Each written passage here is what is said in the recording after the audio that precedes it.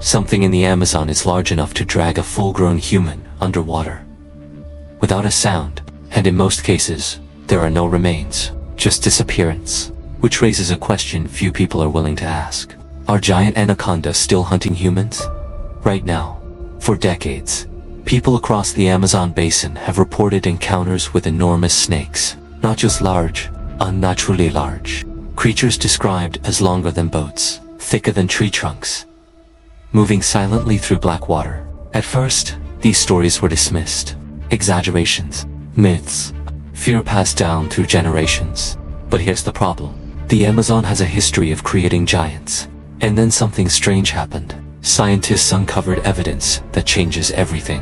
Millions of years ago, deep within this same rainforest, there lived a snake, unlike anything alive today. A predator, so massive, it reshaped our understanding of what reptiles are capable of. It was called Titanoboa, reaching lengths of up to 15 meters, weighing over a ton. A snake large enough to hunt crocodiles and dominate an entire ecosystem. This was not speculation. This was real. Which leads to an unsettling possibility. If something like Titanoboa once existed here, what exactly is stopping something similar from existing today? To understand that, you have to understand the Amazon, because this is not just a forest. It's a system designed to hide things, stretching across nearly 7 million square kilometers.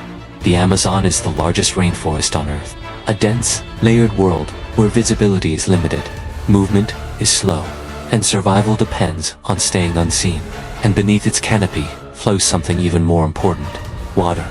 An endless network of rivers, swamps, and flooded forests. During the rainy season, entire regions disappear underwater. Trees become submerged, land becomes rivers, and the forest transforms into a labyrinth of hidden channels.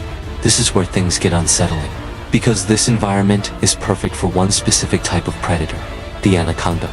Unlike most snakes, anacondas are semi-aquatic. They don't rely on speed. They rely on invisibility. They hunt in water so dark, you can't see your own hand.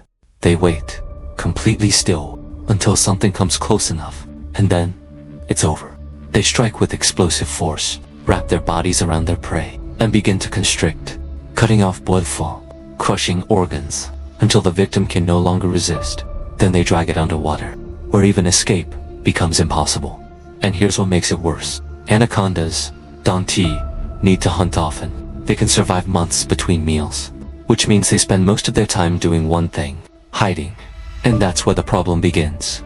Because if any place on Earth could conceal an unusually large predator, it would be here. Modern anacondas are already the heaviest snakes alive. Documented individuals can reach over 6 meters in length and weigh more than 100 kilograms. But beyond that, the data becomes unclear. Reports begin to blur the line between science and story.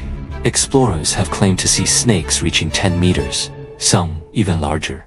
In the early 1900s, multiple expeditions recorded sightings of massive serpents deep within the Amazon. Yet physical evidence was never recovered. And then something even stranger happened. The sightings didn't stop. They continued across decades, across countries, across completely unrelated groups of people, different languages, different cultures, same descriptions: enormous snakes, far larger than what science currently accepts. So either everyone is wrong, or something is being missed. But here's the problem. Extraordinary claims require extraordinary evidence. And so far, that evidence hasn't been found, at least not officially. Which brings us back to biology. Because size in animals is not random, there are limits. Or at least, there should be. Snakes are cold-blooded. Their growth is influenced by temperature, food availability, and environment. During the time of Titanoboa, Earth was warmer, much warmer, which allowed reptiles to grow larger than they can today. But recent studies suggest temperature alone is not enough. The real factor is the ecosystem. Ancient Amazon wetlands were massive, slow-moving waters filled with large prey, an environment capable of sustaining giant predators. And here's where things get interesting. Parts of the modern Amazon still resemble that ancient world. Large flooded regions, dense aquatic life, minimal human interference. In other words, the conditions haven't completely disappeared. And if the conditions exist, then the possibility exists. Not certainty, but possibility. And then something strange happens when you look closer. The Amazon is not well explored. In fact, large portions of it remain completely untouched. No roads, no research stations, no long-term studies, just endless forests and water. Scientists tracking anacondas using radio transmitters made a surprising discovery. Even when they knew exactly where a snake was, they still couldn't see it. In most cases, the animal remained completely hidden, buried under vegetation, submerged beneath water, invisible. Now imagine something twice that size, 3 times that size. Would you find it? Or would it find you first? And there's another issue: fossils. In most environments, fossils help us understand what existed in the past. But the Amazon destroys evidence. Heat, moisture, acidic soil. They break down bones rapidly, meaning most creatures that die here leave nothing behind.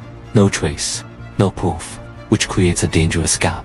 Because absence of evidence does not mean absence of existence. It simply means we don't know.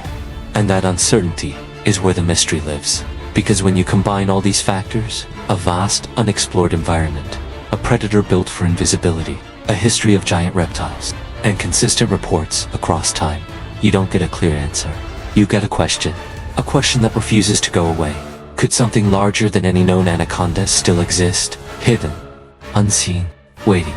And if it does, what happens when it decides to hunt? Because in a place like the Amazon, you're never truly alone. Even when it feels quiet, even when nothing moves, something could be watching, waiting for the right moment. And in water that dark, you wouldn't even see it coming. In places like this, answers don't disappear. They remain hidden. Because sometimes, it's not that we haven't found the truth, it's that the forest hasn't allowed it to be seen.